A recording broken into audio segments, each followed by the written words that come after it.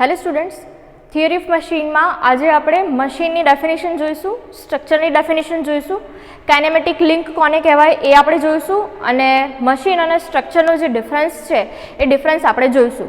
સૌથી પહેલાં તો મશીનની ડેફિનેશન શું થશે?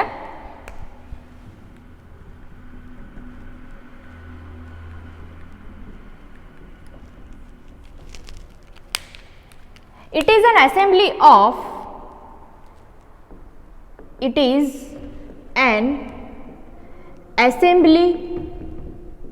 of various parts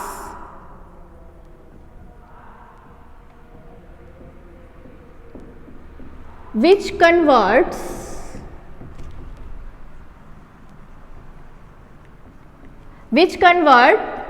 available energy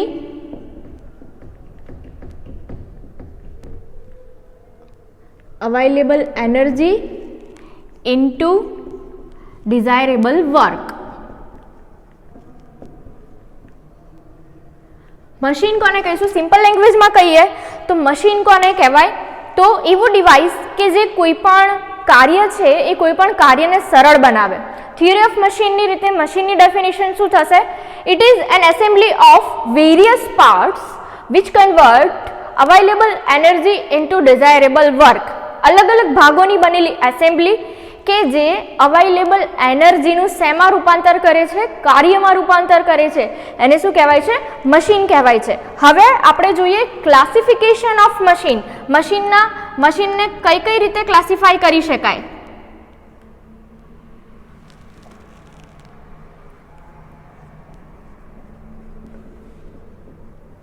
classification of machine, જેમાં સૌથી પહેલો ટાઈપ આવશે મશીન ફોર પાવર જનરેશન.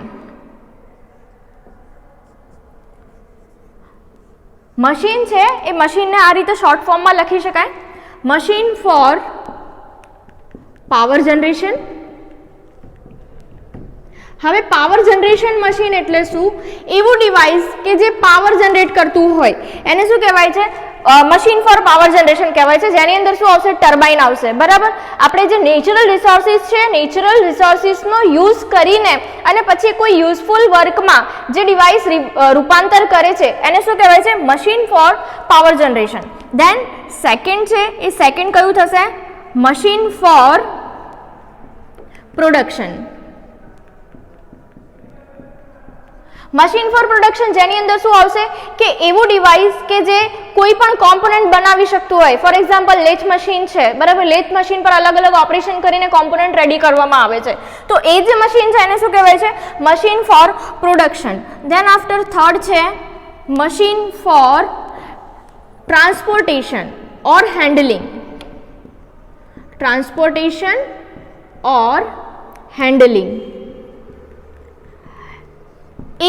એવા ડિવાઇસીસ, એવા મશીન્સ કે જે ટ્રાન્સપોર્ટેશન માટે, ફોર એક્ઝામ્પલ ઇન્ડસ્ટ્રીમાં કોઈ પણ પાર્ટ્સ છે ને એક જગ્યાએથી બીજી જગ્યાએ લઈ જવો હોય તો એની માટે બેલ્ટ કન્વેયરનો યુઝ થતો હોય છે. તો એ શું થશે? મશીન ફોર ટ્રાન્સપોર્ટેશન થશે. પછી એક જગ્યાએથી બીજી જગ્યાએ જવું હોય તો એની માટે વ્હીકલ્સનો યુઝ થતો હોય છે. તો એ શું છે? ટ્રાન્સપોર્ટેશન મશીન્સ થઈ ગયા. ધેન આફ્ટર ફોર્થ નંબરનું છે મશીન ફોર કોમ્પ્યુટિંગ કંટ્રોલ. બરાબર. સીએનસી મશીન છે, બરાબર, કે જે કોમ્પ્યુટર દ્વારા સંચાલિત છે, કોમ્પ્યુટરથી ઓપરેટ થાય છે. તો એવા મશીન્સ છે એને શું કહેવાય છે? મશીન્સ ફોર કોમ્પ્યુટર, ઓકે, અથવા તો machines for computing and control. Then fifth one છે સાયબરનેટિક મશીન. સાયબરનેટિક મશીન. હવે સાયબરનેટિક મશીન્સ કોને કહેવાય? તો ઇન્ડસ્ટ્રી છે, ઇન્ડસ્ટ્રીમાં અલગ અલગ વિભાગો આવેલા હોય છે. ક્વોલિટી કંટ્રોલ છે, પ્રોડક્શન છે, બરાબર. તો આ બધા વિભાગોને જોડવા માટે, બરાબર, અલગ અલગ મશીન્સનો યુઝ થતો હોય છે. અથવા તો એવું કહીએ આપણે પ્રોડક્શન છે, પ્રોડક્શનમાં અલગ અલગ ભાગો આવેલા હોય કે કોઈ એક સેક્શનમાં કોઈક વસ્તુનું પ્રોડક્શન થતું હોય, કોઈ બીજા સેક્શનમાં કંઈક બીજું પ્રોડક્શન થતું હોય. તો આ બધા મશીનોને જોડતો ભાગ એને શું કહેવાય? સાયબરનેટિક મશીન્સ, બરાબર, કે જે એક જ જગ્યાએથી ઓપરેટ થતું હોય, તો એ શું છે? સાયબરનેટિક મશીન્સ. તો આ થઈ ગયું મશીનની ડેફિનેશન અને ક્લાસિફિકેશન ઓફ મશીન. મશીનની જે ડેફિનેશન છે મોસ્ટ ઇમ્પોર્ટન્ટ છે, પૂછાય છે મશીન કોને કહેવાય. સિમ્પલ લેંગ્વેજમાં આપણે મશીનને એવું કહી શકીએ કે એવું ડિવાઇસ કે જે કોઈ પણ માણસનું કાર્ય છે એ સરળ બનાવે. થિયરી ઓફ મશીનની લેંગ્વેજમાં આપણે એની ડેફિનેશન જોઈએ તો એની ડેફિનેશન શું થશે? It is an assembly of different parts which converts energy into desirable work. અલગ અલગ ભાગોની બનેલી એસેમ્બલી કે જે ઉર્જાનું જરૂરી કાર્યમાં રૂપાંતર કરે છે, એને શું કહેવાય છે? મશીન કહેવાય છે. હવે નેક્સ્ટ આપણે ડેફિનેશન જોઈએ કાઇનેમેટિક લિંક. આ પણ એક ઇમ્પોર્ટન્ટ ડેફિનેશન છે જે પૂછાય છે. કાઇનેમેટિક લિંક ઓર એલિમેન્ટ જેને કહેવાય છે. હવે કાઇનેમેટિક લિંક કોને કહીશું આપણે? each parts of machine, each part of machine which moves relative to some other part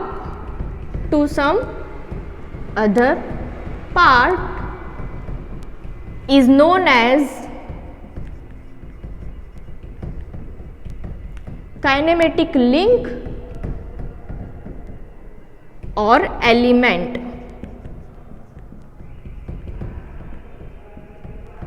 kinematic link છે, આ ડેફિનેશન પણ ઇમ્પોર્ટન્ટ છે જે પૂછાય છે, બરાબર.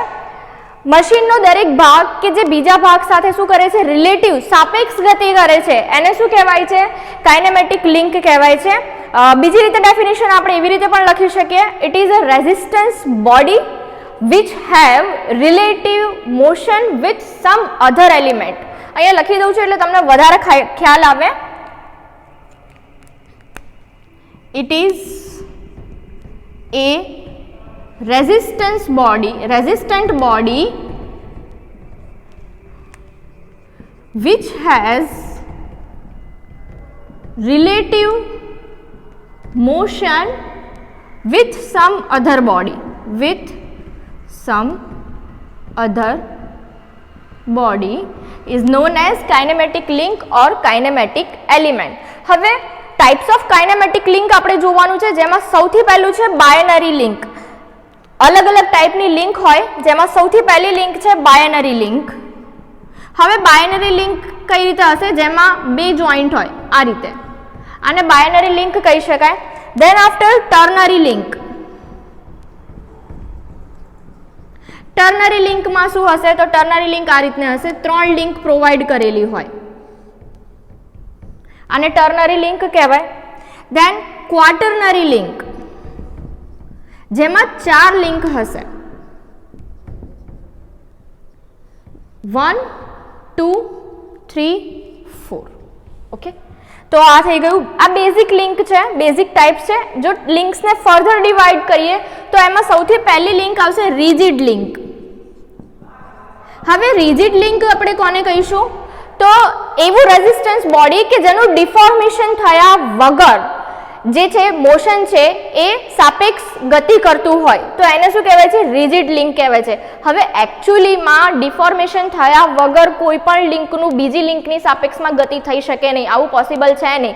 પણ આપણે રિજિડ લિંક તરીકે એક્ઝામ્પલ આપી શકીએ કે પિસ્ટન અને સિલિન્ડરની જે લિંક છે, બરાબર, એ કેવી છે? રિજિડ લિંક છે તેમ કહેવાય. એમાં થોડું ઘણું તો ડિફોર્મેશન થતું જ હોય, પણ અહીંયા રિજિડ લિંક તરીકે આપણે જે પિસ્ટન અને સિલિન્ડરની જે એસેમ્બલી છે એમાં જે બે લિંક રહેલી છે, પિસ્ટન છે પર્ટિક્યુલર, એને એક લિંક કહેવાય, અને સિલિન્ડર છે એને બીજી લિંક કહેવાય, બરાબર.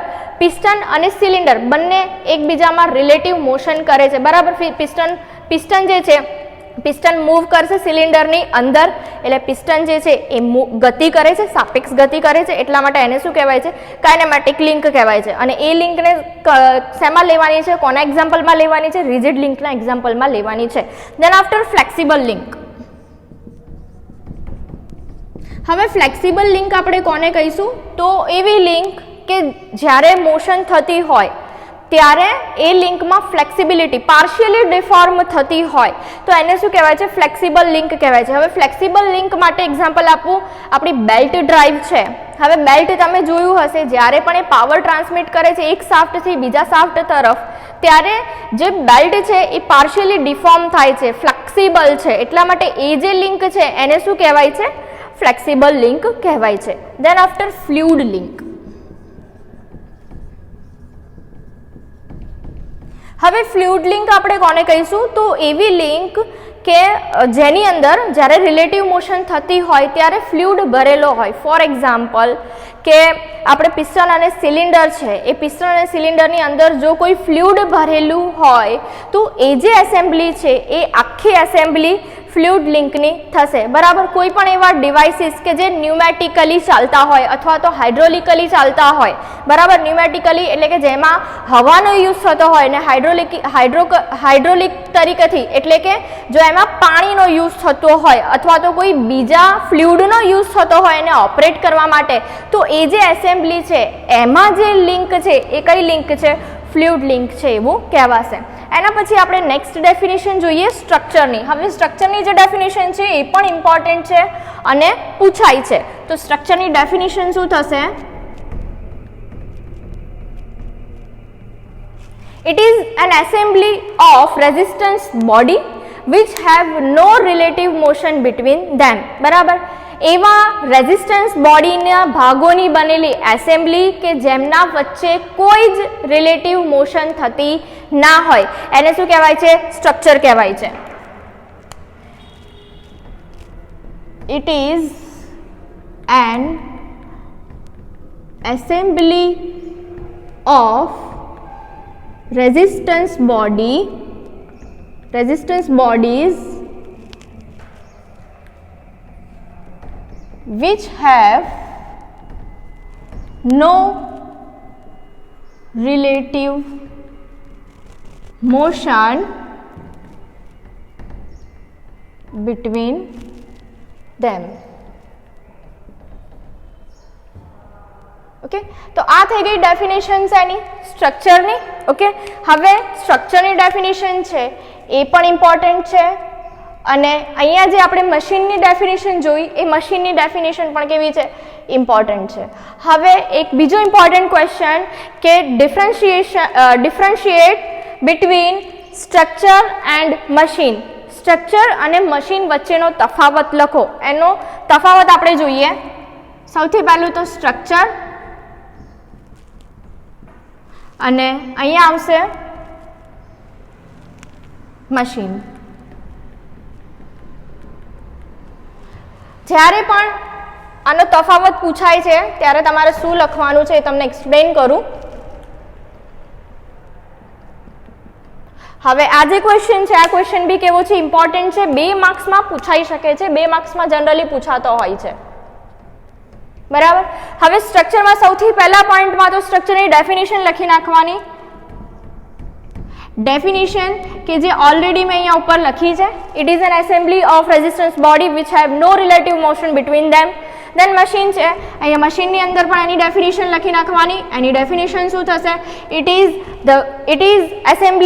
N assembly of various parts which converts energy into desirable work. એ શું છે? મશીન છે. દેન આફ્ટર સ્ટ્રક્ચર જે છે એ સ્ટ્રક્ચરમાં કોઈ પણ જાતની એનર્જી ટ્રાન્સમિટ થતી નથી. નો એનર્જી ઇઝ ટ્રાન્સફર્ડ. નેક્સ્ટ પોઈન્ટમાં તમારે લખવાનું છે કોઈ પણ એનર્જી સ્ટ્રક્ચરમાં ટ્રાન્સફર થતી નથી. જ્યારે મશીનમાં શું છે? તો મશીનમાં it converts energy into desirable work. તો આ એક નેક્સ્ટ પોઈન્ટ થઈ ગયો. બરાબર. સેકન્ડ પોઈન્ટમાં તમારે એનર્જી વિશે લખવાનું છે કે અહીંયા એનર્જી ટ્રાન્સફર થતું નથી. જ્યારે મશીનમાં એનર્જી જે છે એ એનર્જી વર્કમાં રૂપાંતર થાય છે. ઓકે. દેન સ્ટ્રક્ચર છે એ સ્ટ્રક્ચરમાં બળો ટ્રાન્સમિટ થાય છે. It transmits forces only. જ્યારે મશીન છે એ મશીનની અંદર power as well as motion બંને ટ્રાન્સમિટ થાય છે. ઇટ ટ્રાન્સમિટ્સ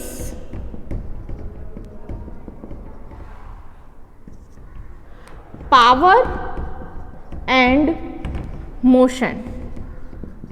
અને નેક્સ્ટમાં તમારે બંનેના એક્ઝામ્પલ લખી નાખવાના છે. સ્ટ્રક્ચરમાં કયા કયા એક્ઝામ્પલ આવશે? ફોર એક્ઝામ્પલ બિલ્ડિંગ છે, બરાબર, બિલ્ડિંગને એક સ્ટ્રક્ચર કહેવાશે. પછી બ્રિજ છે, બ્રિજ પણ શું છે? એક સ્ટ્રક્ચર છે. પછી મશીન છે, મશીનની જે ફ્રેમ હોય છે એ ફ્રેમ બી શું છે? એક સ્ટ્રક્ચર છે, મશીન ફ્રેમ, બરાબર. હવે અહીંયા મશીનની અંદર એક્ઝામ્પલ કયા કયા આવશે? તો સીએનસી છે, બરાબર, લેથ મશીન છે, પછી ડ્રિલિંગ છે, ઓકે, પછી એન્જિન છે. આ બધું શું છે? આ બધા મશીન્સ છે, ઓકે. તો આ છે સ્ટ્રક્ચર અને મશીનનો તફાવત. આજે આપણે શું જોયું? મશીનની ડેફિનેશન જોઈ, ક્લાસિફિકેશન ઓફ મશીન, એના પછી સ્ટ્રક્ચરની ડેફિનેશન જે પૂછાય છે 2 માર્ક્સમાં અથવા તો 1 માર્ક્સમાં, સ્ટ્રક્ચર અને મશીનનો તફાવત. આ પણ એકદમ ઇમ્પોર્ટન્ટ છે અને આ એકદમ ઇઝી છે જે તમને ઇઝીલી યાદ રહી જશે, 2 માર્ક્સમાં પૂછાય છે. Thank you.